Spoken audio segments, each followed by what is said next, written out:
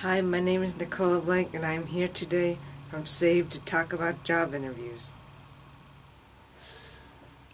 Hello everyone, I am Max Barrows. I am the current chair of the Autism Now Advisory Committee and a representative of Self-Advocates Becoming Empowered. This video is about job interviews and how to prepare yourself.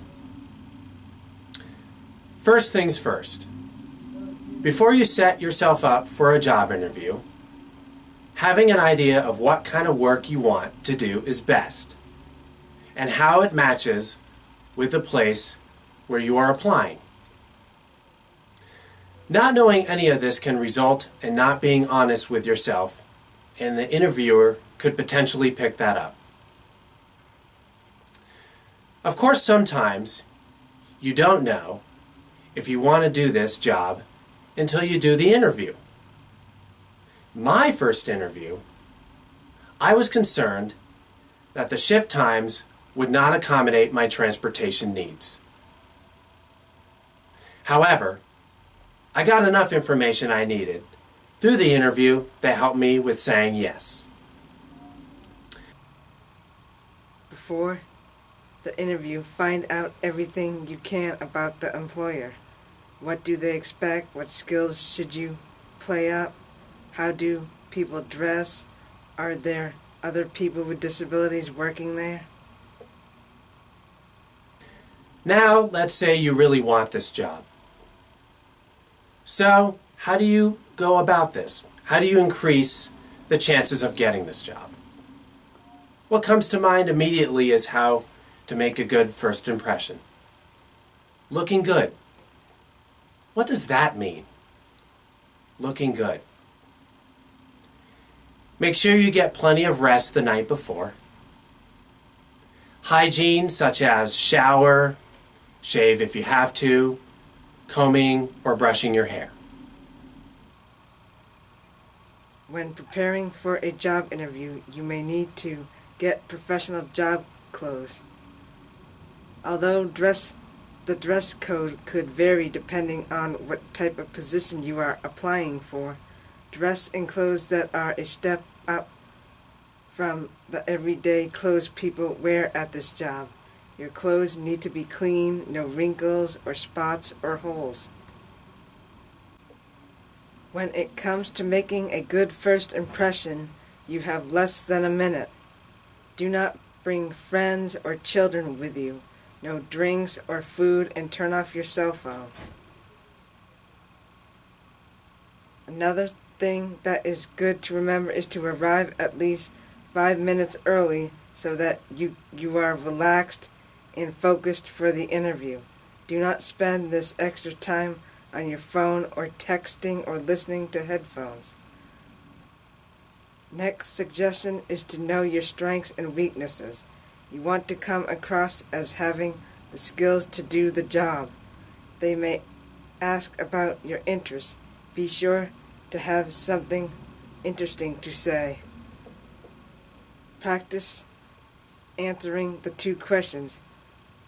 What can you bring to the job, and what are your interests?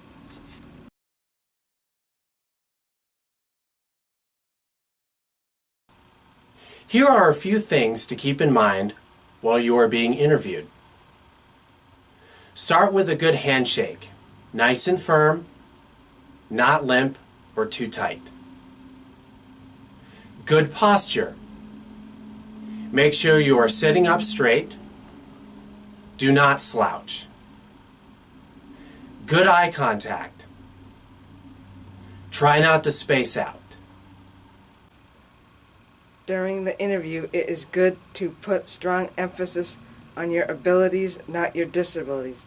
That is what employers want to hear. They also want to know you are able and willing to learn new things. If it's a phone interview, you will want to have your resume in front of you and speak clearly when answering the questions. An advantage of a phone interview is that there is no formal dress code, which can be a nice thing. A disadvantage, however, is that the hiring manager does not get as full of a picture of who you are. Have some questions to ask at the interview. Some suggestions of questions to ask may be, what is a typical workday like? What are the hours? What is the dress code? When you get your chance to ask questions by the interviewer, you don't want to ask about money or time off. Ask once you are hired or offered the job first. During an interview, one thing you need to think about is whether or not to disclose your disability. One way you might go about doing that is by asking for an accommodation for your interview. For example, some persons with autism are bothered by fluorescent lighting. They may ask for the lights to be turned off or be interviewed in a place where there is no fluorescent lights. Persons using facilitated communication might require a shorter table to type on. By asking for these types of accommodations, you are opening the door to disclosing your disability. In my first few jobs, washing dishes in a restaurant, I felt no need to disclose as much. Since I didn't need any accommodations, but when I started doing professional work, that all changed. One thing I know now is that if you disclose that you have a disability, your rights are protected under the Americans with Disabilities Act. You are protected from people harassing you and discriminating you on the job. When it comes to disclosing your disability, you don't have to disclose an invisible disability until after you are hired.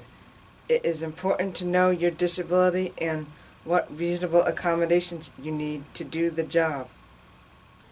When the interviewer is finished, make sure you thank them and shake their hand once again. Also, consider a handwritten thank you letter to send within a couple of days after the interview is done.